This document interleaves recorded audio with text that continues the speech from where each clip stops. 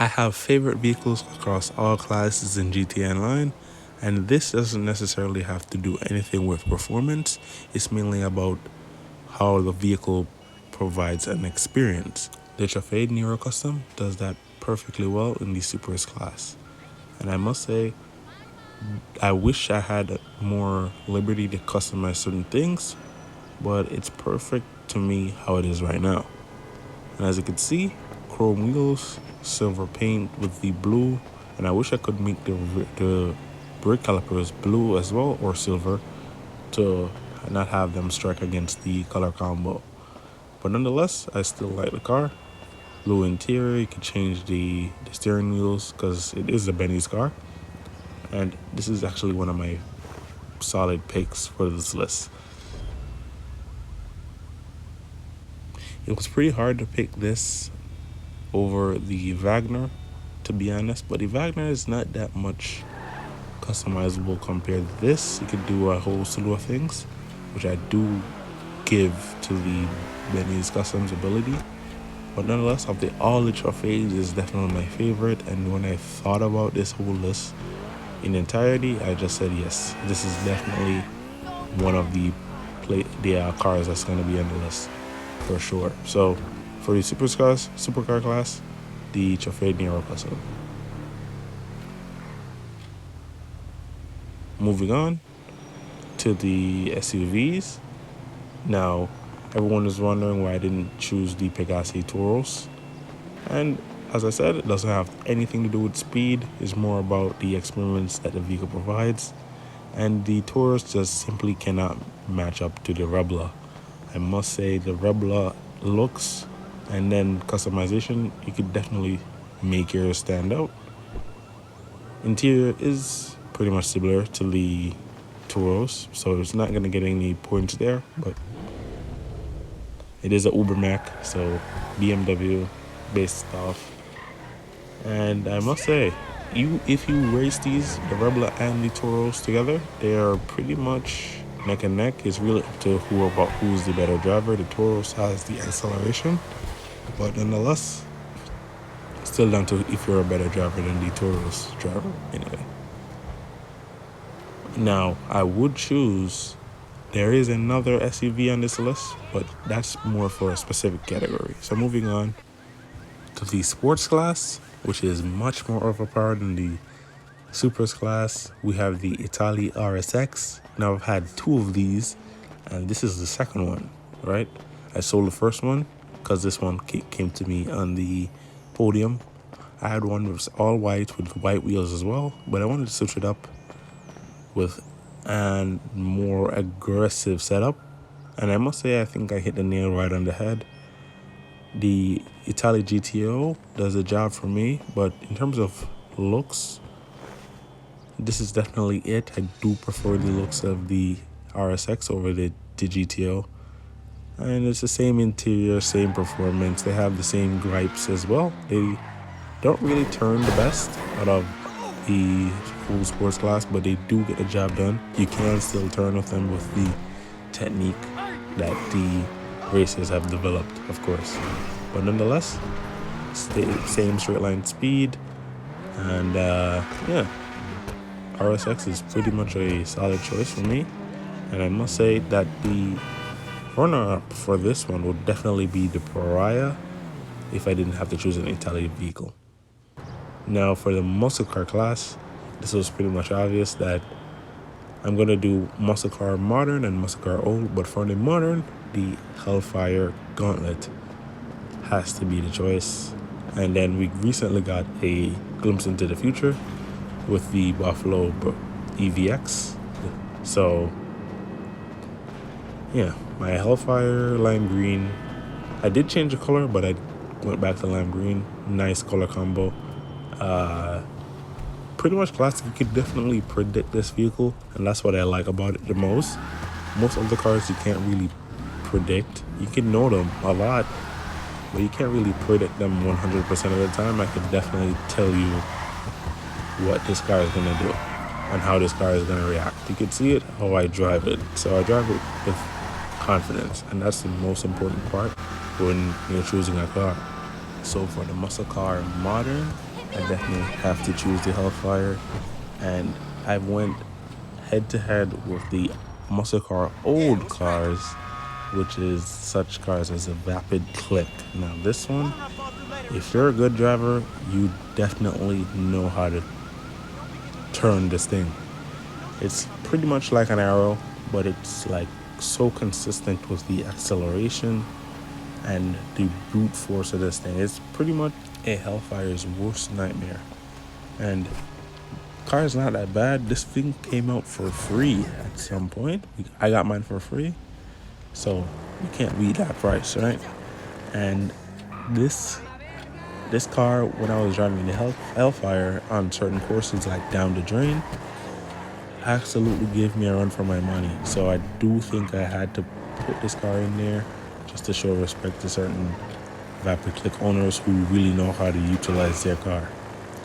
And I must say that even if the Hellfire wasn't a thing, I would confidently choose the Vapid Click. Moving on to the coupes, not a popular section or a class in GT Online, but I must say Rockstar needs to improve this coupe, and this vehicle specifically. We do need the V12 from the Shafter 4-door in this vehicle, but until then, this is easily still my favorite. As you can see, car is set up to be drifted. This is from my drift collection, and I must say that I still like the look of this thing. If it's just missing what I said about it earlier with the V12 from the Shafter. I need the performance and the sound from the Shafter 4-door in this, and it's perfect. I don't need anything like a HSW. I don't need all of that. I just need a sound and the performance from the V12, the 4-door Shafter. But until then, it's perfectly fine for just drifting. When you lower it, of course, in this form, it's not fine. It's pretty underpowered. Let me try to do a little drift for you guys here. Okay, not that bad. It's definitely driftable, but I'm so rusty. I'm not gonna swing this thing unless I lower it the right way. So, yeah, that's pretty much it. This is that good car for an HSW upgrade. But moving on to the luxury class, right? Man, is it hard to choose a car for luxury, but I do keep coming back to this one, the Windsor Drop. As you can see, drop top. Pretty great. I wish they had this in the 2-door version. This is 4-door, but it's just screaming luxury to me. It's like, wow. And they do need to let me customize the interior. The tan doesn't work with the color scheme I got going on. But until then, this is still the favorite for the luxury class. But the wheels aren't so bad. They're the best wheels for me on this option. This is a coupe, but I'm not gonna put it in the coupe class. It's more of a luxury car. I'm not gonna drive this against something like a Schwarzer. And it drifts pretty well. Both of the Windsors drift very well. And now, the other SUV that I did mention when I had the Rebel out, the HSW. For the HSW class, my favorite is the HSW Aston Custom. This thing is amazing, and the only difference visually is this wide body on the fenders, right? The extended fender flares. But man, when you put off-road tires on this thing, it's like it just hooks and goes.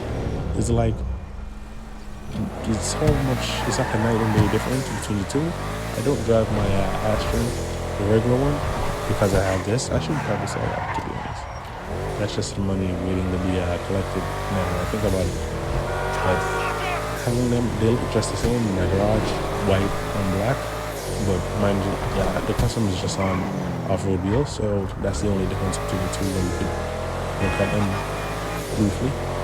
So definitely, I must recommend getting this. My favorite SUV in the HSW class, and it's giving the Rambler a bit of a run for its money. I almost chose this, but I do realize that I needed a HSW vehicle. Now, moving on to hatchbacks slash GT cars. Quite a bit of cars I could have chose. This, the Bestia GTS. Oh my god! Wow! I still remember the day I bought this thing. I reviewed this. You can check my review out. I pretty much said good things about this car. And if you don't, you should have someone try to give you this vehicle. Meaning you could dupe it off of them in the LS car meet. And man, this is a good purchase. I'm glad I purchased this. I'm glad I didn't sell it for money when I needed the money. And yes, definitely my favorite for the hatchback. I could have chose the Reinhardt, but the Reinhardt's 4-door, and this is much better looking. There's certain things I would do to the Reinhardt to make it much more closer to this or better than this, but we're not going to get into that. That's the whole reason why I didn't choose the Reinhardt and I chose the GTS. Moving on to the electric vehicles class, and of course, you see it come in, the Buffalo EVX. Man, I've dropped a video on this thing with the low grip tires, and I was just fooling around in the LS car meet, the test track.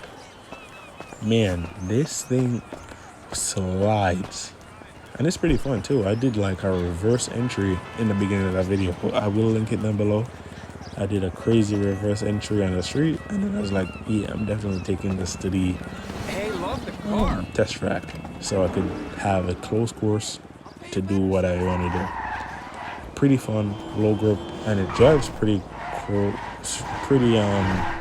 normal until you try to take a turn. This is pretty much a sports car in the muscle car class, and I must say, if I didn't have the electric vehicle class, I would definitely have to give this the muscle car modern pick for this video. But no, we're not going to do that. We do recognize electric vehicles here. I think they're important.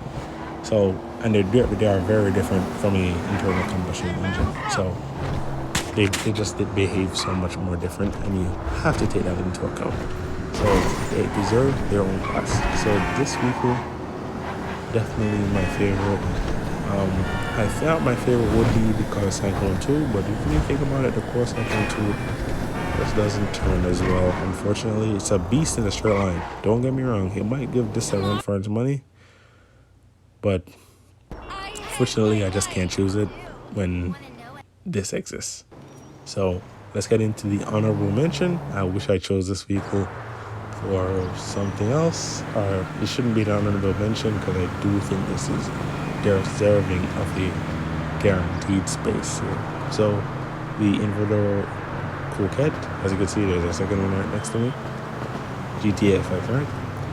So mine is almost normal gray with red accents on the red and carbon accents all over. Man, I still drive this thing to this day, and it's pretty much getting rare. No one drives a Coquette anymore. It's either the D10 or the super older one. I believe it's the classic, Coquette Classic. So definitely drive your Coquettes. It shouldn't be just the NPCs dragging around the good cars, guys. And I must say that this car isn't necessarily the best driving.